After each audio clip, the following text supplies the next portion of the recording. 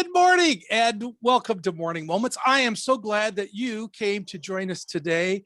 And today I have the Hymnsmen Quartet, or at least half of them, online today. I have Tony and Josh. They are a group out of Cleveland, Tennessee, and the group's been in existence since the 60s.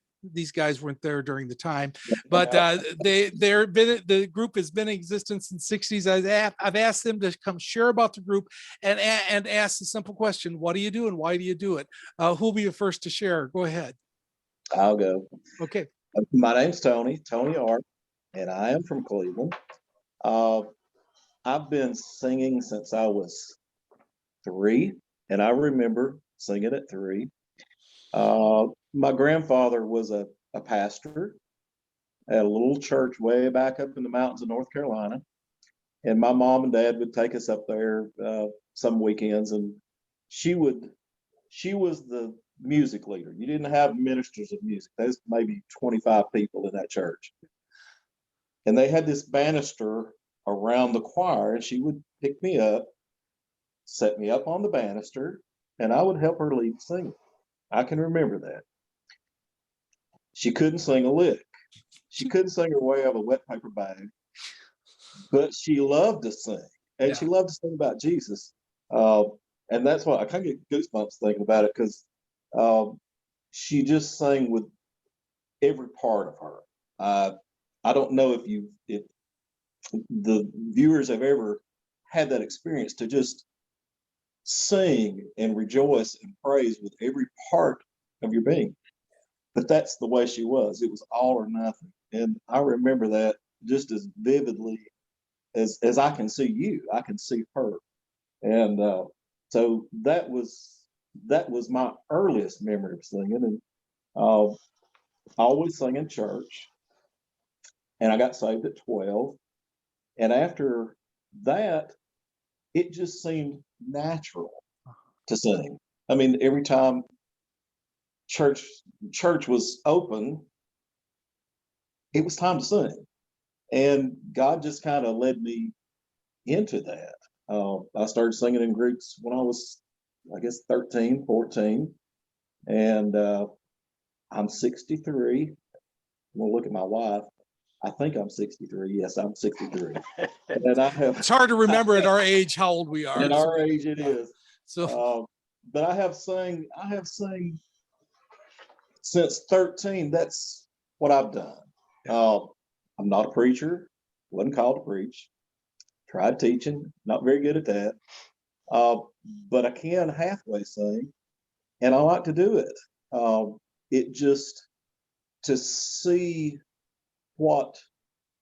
how God speaks through your music, and watch how he changes lives, even as you're in front of somebody, is just amazing. you know, there's something to be said about singing just a solo or singing individually, but there's also something about in the group when you start the harmonies. And I think that's a great example of how God wants the church to be in harmony, which we're not really right now. But it would, would it be nice to be in harmony, and that blend of here's my voice blended with others in the different parts. And I think there's something to be said for that as well. When you're standing with other folks who are like-minded, and you know their life, you know their heart. When God uses that, and he uses it in a way that just almost, there's nothing perfect about this earth, but you would almost think it was perfect. To just be able to stand up and do that with other folks who are the same heart, it's an amazing feeling. The way God not only blesses through you, but to get that blessing back, to know that you have done exactly what you needed to do, and to allow God to just step out of the way and allow God to do what he wants to do. That's the best part of it. Yeah, because there could be people who could sing but doesn't have a heart for God. But when we have a heart for God and sing, what That's a right. difference. And you don't have to have a good voice to make a joyful noise to the Lord, that's for sure. No, But no. it's nice for my ears to be able to hear having somebody have a good voice when they're singing. And they bring other people involved, like Josh. Tell us about Josh. Tell us a little bit about yourself. So I'm Josh. I've been singing tenor with the Hymnsmen now since 2010. So I was your typical church kid. My dad was not a preacher. He wasn't a deacon, but uh, he was in church every time the doors were open. He and my mother, and they drug me kicking and screaming every time that the church doors were open. We were there. Uh, I was saved at 9 and just I had a heart for people and ministry. God did not call me to preach, I can assure you of that. Uh, but I started singing in the choir at an early age at church. And I'll tell you a funny story. And Tony didn't tell this, but as a kid, I can remember the hymnsmen coming to our church when I was just a little baby. And I can remember them coming to our church and singing. Tony was with, actually, it wasn't the hymnsmen. Tony was with a group out of Chattanooga called the Impacts. And that was back in the early 80s, Tony, if I'm correct in Yeah. my. I can remember Tony coming with the Impacts and singing at our church as well. But I do remember the hymnsmen being at our church when I was young as well. And just great memories. But I started singing in our church choir as a young child, and just developed a love for music. And I'd never pictured myself singing with a gospel group. Uh, but in 1998, I got that opportunity. Um, and it's been a blessing ever since. And Tony was talking about just being able to stand on stage and watch God work in a church service is that's one of I mean that is the reason that we do it. Uh, there is nothing better than seeing lives changed through Jesus Christ. This has been a rough, I can pretty well say this, and I think Tony would speak for this. This has been a rough year for the group. We lost one of our members back in September, which was very difficult. Uh, in my personal life, my wife was diagnosed with breast cancer back in January. So we've went through that. She's doing well now, but I can say this: the one thing that going through all this has really driven home for me this year, and I think sometimes we forget that, is that God is in control, and we can't do this without Him. That's just been a huge reminder for me, watching my wife go through this medical trial this year, and you know, with God's grace and His mercy, we've came through it, and it's just been a blessing. But the services that we've been in this year with the group have been phenomenal. Oh yeah. Just to see God work, and I can say since Roy's passing, it would have been very easy for us to just step away and say we're done. Roy was such a big part of this group. But the way God's blessed since his passing has just been unreal. I think in the church world, there has been a sifting, and people who attended before COVID-19 and stopped attending and didn't come back. There's been the ones who have been coming now, and now finding the Lord afterwards has a deeper walk than what I think before. I mean, I believe so too. There's the trial by fire, and the world has had a trial by fire, and there is that fire creates that dross from the gold.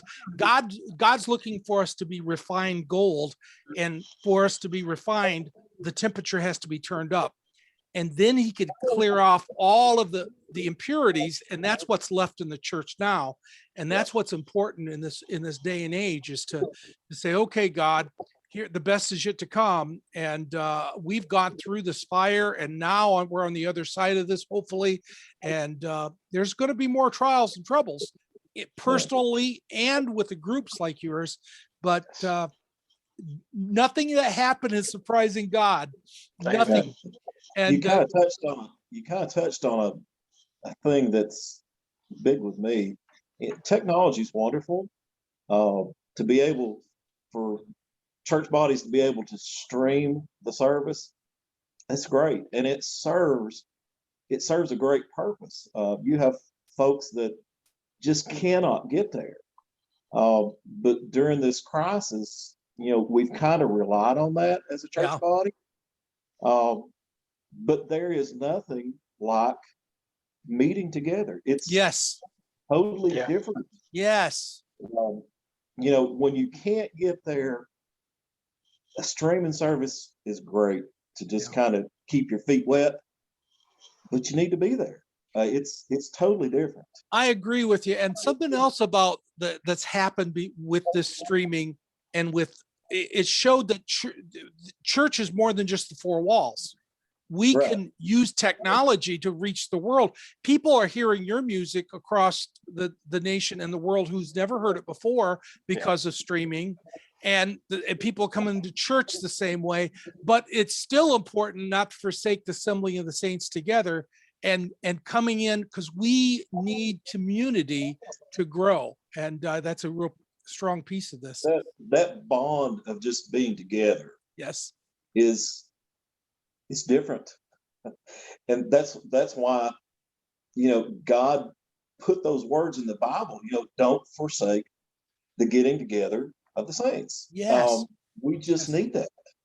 And I can say this too, throughout the whole COVID pandemic, when it started back in March of 2020, we had a pretty well full schedule for the 2020 year. And when things shut down, we missed that togetherness of not just the group, but the togetherness with the church bodies in the places that we were going. Yeah. And those who survived are the ones who would reach out with their community and connect through Skype, and connect through Zoom, and connect through the phone calls and texts, and see how you doing. Are you hanging in there, brother? Are you hanging in there, sister? And I think that's important to see that God expects us to be community. Yeah. And, like I said, technology is wonderful. God gives us a brain. We have had to be smart about this. There are times when, frankly, we don't need to be together. Yeah, absolutely. There's flare-ups. Cleveland was a hot spot several times. Yep. It just was not good for large groups to be together. Man, that technology was the only thing that kept folks going. But there again, when the flare-ups are gone, folks, we just need each other. Absolutely. Speaking of needing each other, for those of you in the area, Cleveland area, I want you to keep an eye on the Facebook page of the Hymnsmen Quartet to find out where they're at and where they're going to be singing. And in that Facebook page, they're going to show you their concerts. You can get a hold of them and ask them how to get a hold of their music. You can get a hold of them through Messenger and Facebook and say, hey, how do I get you to come to our church? Follow them on Facebook so that you only met half the guys. They're just great people. And so these folks can come to your church, and that you can be ministered to them. And still, you can also listen to the music. There's some great music on YouTube with them as well. Above everything else, I want my audience to be praying for this group. Yes. That God would be with them, be with their families in the struggle that they're going through with health, the struggle they're going through with other things that's going on. The enemy will want to attack people who's doing something for God. So we need to be praying for them that they'll do great and mighty things for God. Guys, I want to thank you so much for being my guest this morning. Thank you for having us. Yeah, thank you for having us. We really appreciate it. All right. And keep singing and keep blessing people. And for you on Morning Moments, thank you for joining me as well. And keep on coming back for some more Morning Moments.